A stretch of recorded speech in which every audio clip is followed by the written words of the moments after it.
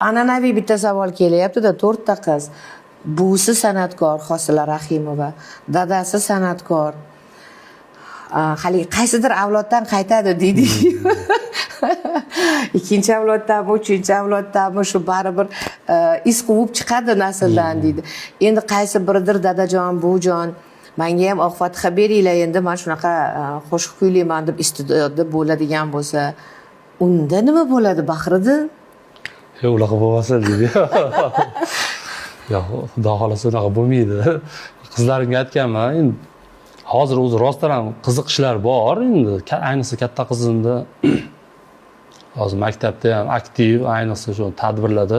Qo'shiq aytadimi? Yo'q, qo'shiq aytmaydi, misol, umuman общий raqsga tushib, umuman tadbirlarda aktiv, qo'shiq aytish bo'lsa, qo'shiq aytishda ham umuman qonda bor deb qo'yishadi.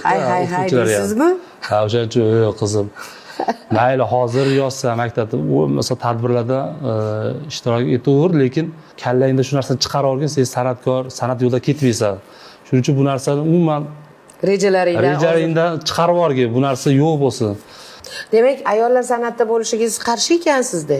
Chunki mana ko'zimiz bilan ko'ramiz, ayollarga bo'layotgan munosabatda ham, ayol san'atkorligi, ayollarga emas, ayol san'atkorligi misol har doim to'g'ri ko'z bilan qaralmasligini nazarda tutyapsiz. Misol, u inson hali yaxshi tanimasdan baho berishadi bu yoqda turib.